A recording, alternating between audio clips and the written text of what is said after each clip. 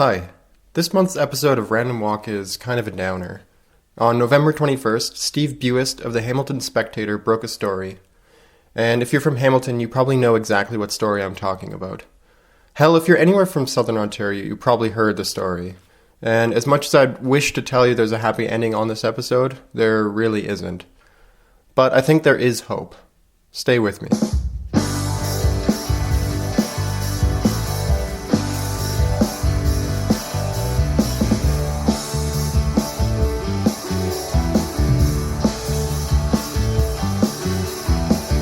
Hi, welcome to Random Walk, a podcast about stuff I stumble upon. I'm your host, Adam, and actually, welcome to Hamilton, Ontario.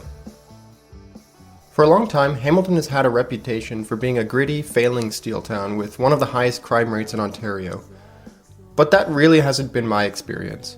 Maybe I missed that era, but when I moved to Hamilton about 5 years ago, I saw an up-and-coming, mid-sized city with an active arts community, ambitious food scene, and more than its share of natural beauty. It's only 45 minutes from Toronto, but feels completely separate.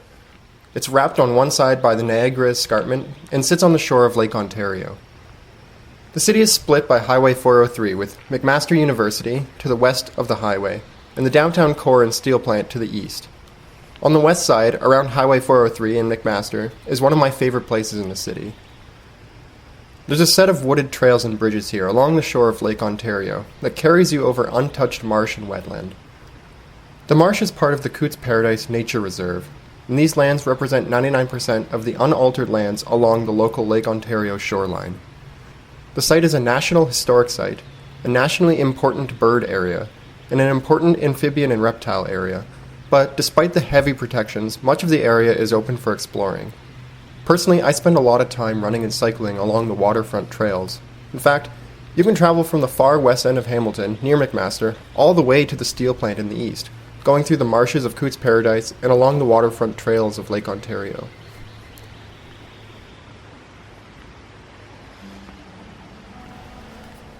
While beautiful, Cootes Paradise always struck me as kind of strange, but I could never really understand why.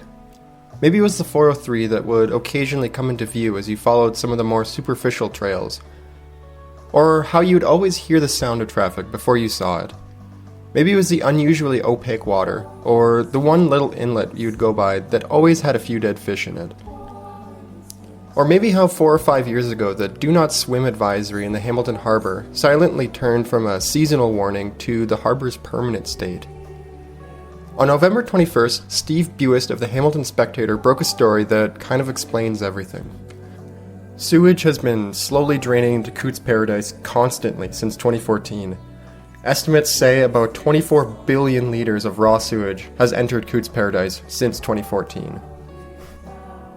Maybe the worst part of this whole thing is that the City Council knew about it and voted in favour of hiding this information from the public. Since then, the Hamilton Spectator published a handful of updates and opinions on the story, and this is where I'm going to say, please support local journalism. The role of journalism and news media in a community is crucial, whether you personally decide to read it or not. Without supporting this industry, we would not have people keeping our elected officials accountable, and that's what this episode is really all about. While a lot of this story is still unknown, here are the things we do know. On January 28, 2014, for reasons unknown, a bypass gate on an underground tank under Cathedral Park was left cracked open, allowing sewage to escape for the next 4 years. On November 14, 2015, Kristen Villebrun and Wendy Brush began a floating protest on a raft in the harbour to draw attention to needles, tampons, and feces piling up on the shore. From May to June in 2018, a series of bacteria-ridden water samples over several weeks set off alarm bells for Royal Botanical Gardens, which manages Cootes Paradise. The RBG alerts the City of Hamilton. On July 6th, resident John Boddy, disgusted with the odor wafting off Chidopi Creek, calls the Ministry of Environment, Conservation and Parks, which visited the site and coordinated testing.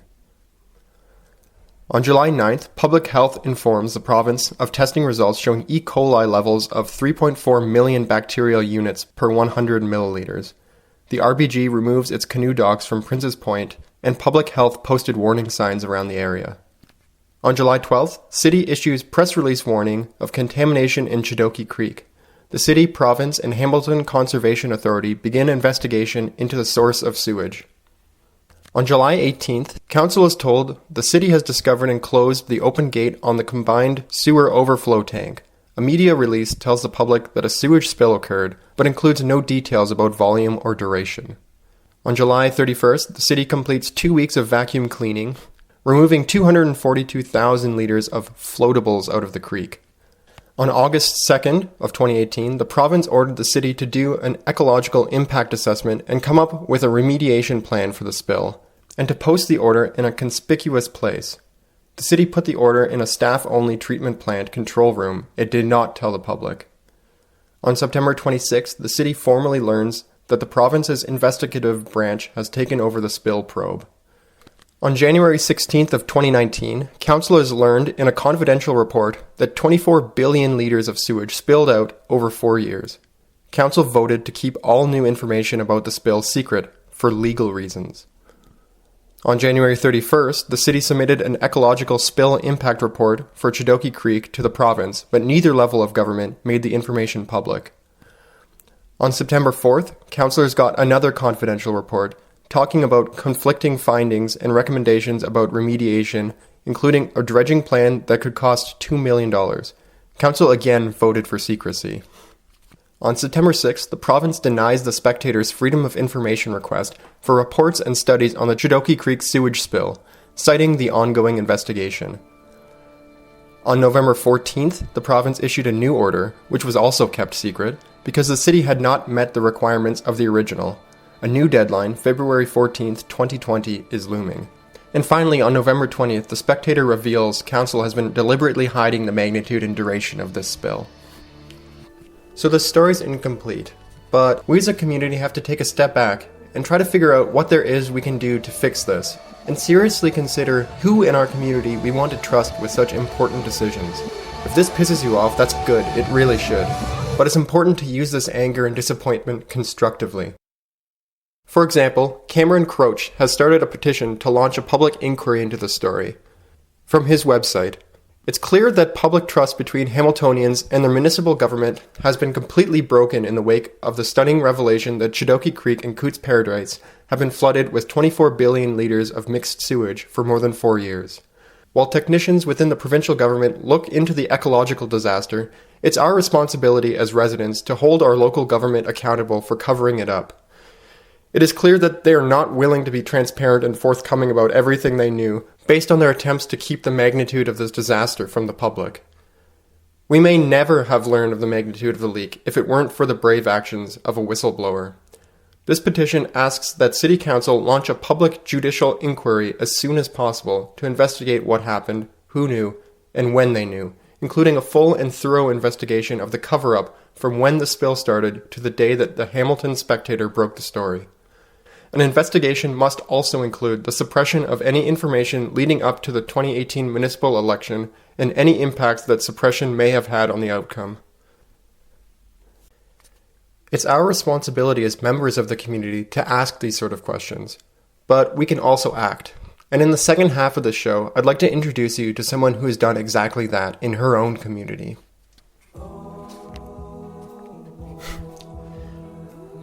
Thea Kozakis is a climate scientist finishing her PhD at Cornell and a member of the Sunrise Movement.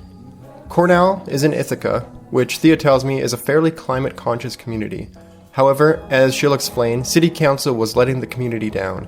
So 3 of the Sunrise Movement members in Ithaca decided they would do something to keep them accountable. We recorded this interview on November 7th, 2 weeks before the news about Cootes Paradise broke, and I intended to share it on its own merits, since it's really an amazing story. But in light of recent events in Hamilton, it feels way more pressing and important to share it now. So here's Thea. My full name, as people struggle to pronounce, is Thea Kozakis. I'm super Greek name.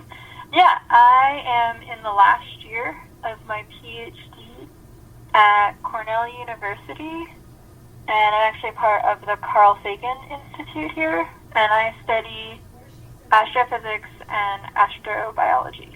Here in Ithaca, New York, that's where Cornell is, so I've been living here for over 6 years. Our version of City Council is called the Common Council, and it has 10 people on it. And Ithaca is a pretty small city. It's only 35,000 people. A big part of the city's population is due to Cornell, and then also Ithaca College is here. But a lot of the time, the Common Council members, they all have 4-term years. So every 2 years, half the council is up for election. So they often run unopposed. So the last election in 2017, people were actually running against each other for Common Council, and people thought it was because of, like, the recent presidential election, and, like, people were maybe being more engaged. But this year, all 5 members were running unopposed. So that's part of why, like, I and, like, 2 other people from Sunrise decided to do these writing campaigns, because we had been going to a lot of the public hearings and, you know, voicing our concerns about climate change. And we were worried that we weren't really getting through to the council. And it was actually my friend Ellie, who also ran, she decided to run first. And she's actually a freshman here at Cornell, so she's 18 years old. Oh, wow. And she was saying, like, they're not doing anything for climate change. Like, she says that she didn't feel like she had a choice, that she, like, had to do something. And I was like, wow, like, Ellie is 18 years old. She's, like, really putting herself out there. And I knew the city of Ithaca is broken up into 5 different wards, so each ward has 2 representatives. And I was like, well, I live in a different ward than Ellie, so, like, if she can do this, and it's like, if she is doing it, like, I should do it too. Like, I have no excuse. Like, I'm, like, 28 years old. I'm basically a climate scientist, and it's like... your studies have sort of given you an arsenal to speak very professionally about climate change. Yeah, and that's part of why I was like, I should really do something, because I come from, like, I literally study Earth's climate for my job. Mm-hmm. So I was hoping that would give me some credibility. Unfortunately, the last time I spoke at a city council meeting, I, like my friends from the Sunrise movement, they're the ones who, like, organize, like, a lot of climate strikes in the U.S. and everything. They, like, got up there in the public hearing, and they talked about, like, policy changes that could help. And I was like, well, I'll speak to my strengths. I just got up there and I was like, here's some scientific facts, because I'm a scientist. And after the meeting was over, one of the council members came up to me and was, like, very rude, and he just, like, told me I couldn't be a scientist. Like, he was just like, oh, you're really a scientist? No, you're not. And it's like, he just, like, looked at me and decided I couldn't be a scientist, and that everything I said was wrong. That's absurd. So I'm like, okay. So that was, it was just very frustrating. So it seems like Ithaca is actually pretty interested in, getting carbon neutral or something. I'm reading about this Green New Deal resolution that sort of passed recently. Yeah. So that's encouraging, but I guess that they weren't doing enough. Did you have specific issues with this that you were bringing up? Yeah. So the Sunrise movement, when it started here in Ithaca, the first thing that they did was they did this letter writing campaign to try to convince the mayor to sign on for a Green New Deal. So that passed this past June, and it was unanimous. All of the Common Council members voted for it, and it was a huge victory for climate change, because the promises of Ithaca's Green New Deal are going to be really hard to achieve, but it's this is what we need to do. So one of the main ones is being carbon neutral by 2030. So we were this is great. They all voted for it. They're all on board with it. But then as time was progressing, we realized that not all of them actually felt committed to the Green New Deal. So in fact, that council member who decided just by looking at me that I couldn't be a scientist, when he and my friend Ellie, who also ran, were talking to him, we had said something along the lines of well, you committed to this Green New Deal. And he was we didn't commit. And we were you voted for it. And he's we didn't. He's repeated it several times, saying, they did not commit to the promises of the Green New Deal, that they're aspirational, that the council didn't commit to them. And we were upset by that because, you know, that's so if slimy. you vote for something, I would think that means you're committed. So we found out that at least one of the Common Council members, I mean, we had gotten this sense because basically what happened is when they proposed the budget for this coming year, they did put aside money for the Green New Deal, and they said they're going to hire a staffer for it, one staffer, and Sunrise looked at it and was like, that's not enough. Like, do you know what you just signed on for? For the city to become carbon neutral in 10 years, it's going to take a ton of resources. Mm-hmm. And it was just starting to become clear that although they all voted for it, it was unanimous, they didn't actually plan on really doing it. I believe that some of them did. My friend Veronica, a few public hearings ago, actually, when she was speaking to them, she was like, let's take a poll. How many of you, like, raise your hand if you think climate change is a crisis? And, well, first, the Common Council was confused because they're like, oh, my God, the public can ask us questions? And half of them raised their hand. Half of them didn't. Mm-hmm. Like, oh, no. Because you need half plus one for anything to pass. So even though they signed on for the Green New Deal in June, we were just realizing, like, oh, my gosh, they thought, it sounds like half of them just thought it looked good. Yeah, it sounds like a good publicity thing or something like that. Yeah, so, I mean, they literally said, we're not, this one person said, we're not committed to this. These are aspirations. We're not committed. And we were like, but you voted for it. So, that's part of why. So we feel like if Ithaca did fulfill the promises of the Green New Deal, like, that's really good. Like, we're not saying the Green New Deal in Ithaca needs to be, like, more ambitious. We're saying you need to do this, and you voted for it. So we don't necessarily feel like we're being unreasonable. Yeah, it looks really good on paper, but like you said, it seems like it would be difficult to do with minimal funding. Yeah. So you weren't on the ballot. You were a write-in candidate, and that seems like it's a huge disadvantage going into an election.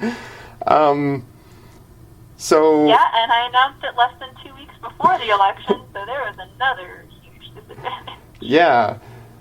So it seems sort of ambitious to hope to really win if that's sort of where you're starting from.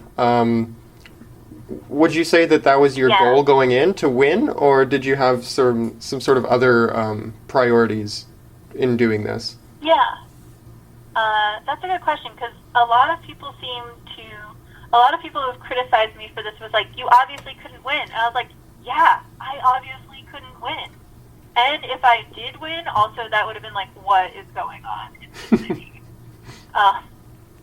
So that's not why we did our writing campaigns. We didn't think we could win. I mean, So at this part of the interview, the call dropped, but here, just a second.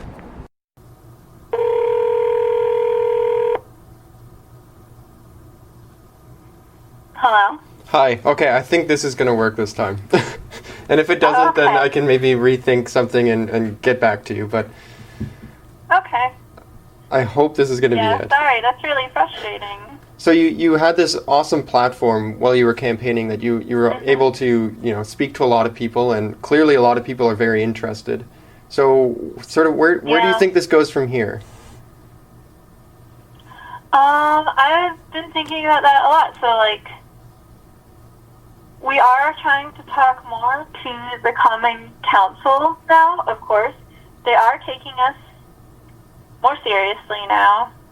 Like, last night, they did vote, like, one of the people that we ran against had proposed an amendment to the budget a few days ago to put more money into the Green New Deal, even though 2 weeks ago they're like, this will never happen ever.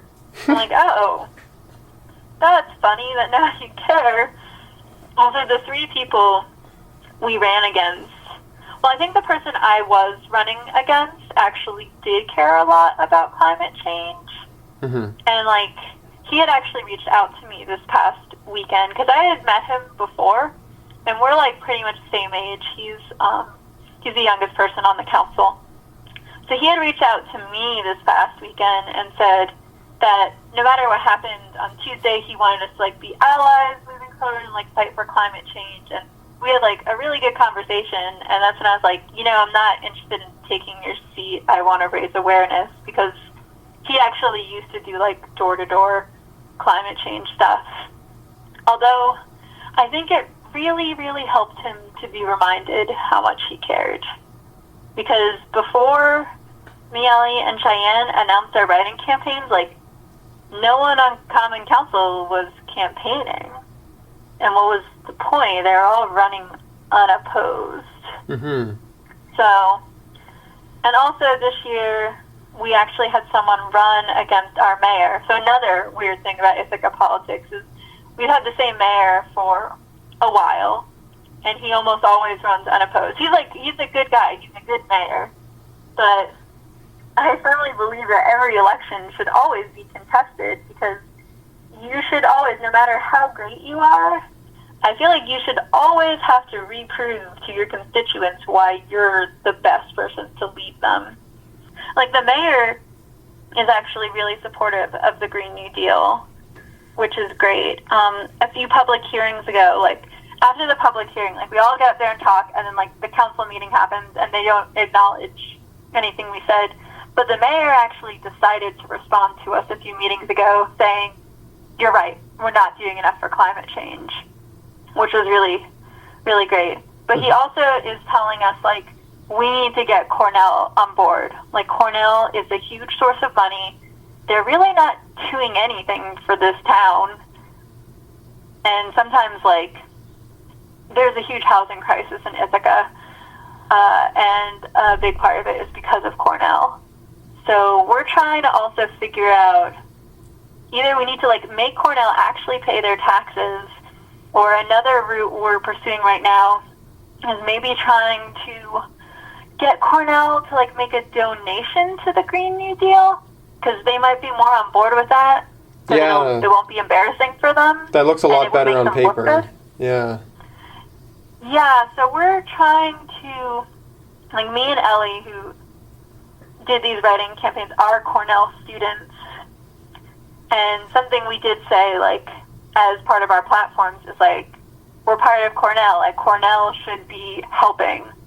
Because Cornell has so much money. It's ridiculous. So, like, we really want to see if we can get them, because our current thinking is, if we could get them to donate to the Green New Deal, they might be way more on board with it, with being like, what the hell, pay your taxes. Mm-hmm. Yeah, politically it seems like a great idea as well. I mean, I'm sure Cornell needs stuff from Ithaca in terms of, like, I don't know, zoning stuff, etc. And you guys showed, like, your group itself showed that a significant fraction of the voting population want this thing. So if they play into that, then it seems like you should be able to connect everything here. And that's what we'd like to do, because we were saying before the election results came out, if we even made a dent in the votes, like, this is going to, like, it's going to mean that people obviously care so much about this issue, because it's like, we had less than 2 weeks to spread awareness, and you had to, and we also pointed out that our names were not easy to spell. My friend Cheyenne, her last name is Carter. A lot of people apparently couldn't spell her first name, though. Ellie's last name is Pfeffer, and it starts with a P-F. Oh, no. So, like, but every 1 in 10 people in our wards wrote us in. Like, the fact that we even were able to reach 10% of those people, nearly 20% in Ellie's ward, is, like, crazy. And the fact that they decided to write us in, like, it just showed, like, when we talked to Cornell and the Common Council, it's like, the people of Ithaca really care about this. Because, again, like, we did not think we were going to win. That was like, writing candidates, I think, almost never win, and like never if it's less than 2 weeks. Mm-hmm. But we did show it's like, we got a huge amount of support. We got like a lot of press coverage too, because first of all, a lot of people apparently care about this. Also, they're like, there's nothing else to report on this election because everyone's running unopposed. Yeah. Yeah, so yeah, like, I guess you really showed. Yeah, you really showed the politicians in your town that if they want to run on these sort of green platforms, they do have support. You kind of gave, like, Stephen J. Smith, I'm reading here, kind of gave him the A-OK that, yeah, if you want to do something green, Ithaca is going to support you, which I think is really powerful. And the council did make a statement last night after they voted for more things on the budget, including more money for the Green New Deal. They were saying how, like, it's so rare in the past, like, it's an anomaly to have so many members of the public show up and stay for a whole budget meeting because they care so much. And the council is responding. They're like, wow, people really care. And I do think, so yeah, there's people in the council, like the guy who says I'm not a scientist and is like, we didn't commit to the Green New Deal. But I do think some of the members are receptive. Also, you know, there's the other half of the council's up for election in 2 more years. And I would be shocked if there weren't people from the Sunrise Movement, like, on the ballot during that election. That would be amazing. That's going to be really exciting to follow.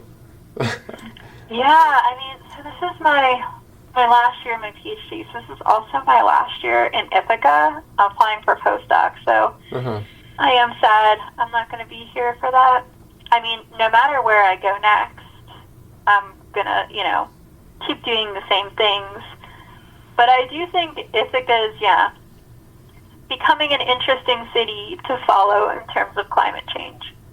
Also, the fact that, like, we made, like, dents in the votes with these writing campaigns, I think the people who are up for election in 2 years are realizing if they don't listen to their constituents, like, we will run against them. And we know what we're doing now, and we will get on the ballot and probably win, considering if you look at, like, this tiny baby version of what we just did.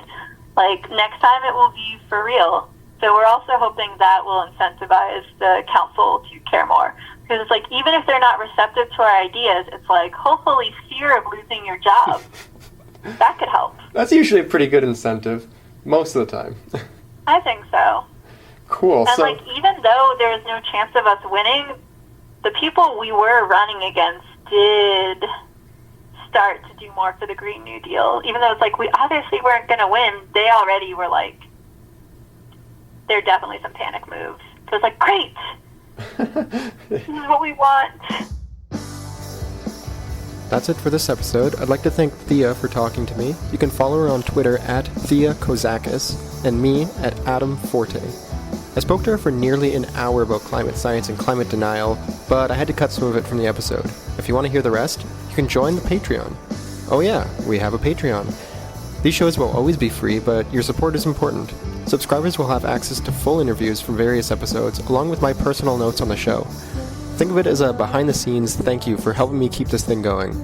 All of this is at patreon.com/scican. And if you aren't already, follow Scientificanada on your favorite podcasting app. We put out the Alma Mac, a show about graduate student research at McMaster, every week, this show every month, and recently finished a show on McMaster Teaching Assistants Union's collective bargaining. Finally, a special thanks to Booney, who for some reason keeps letting me use their music for free. Check them out online at www.booney.rocks.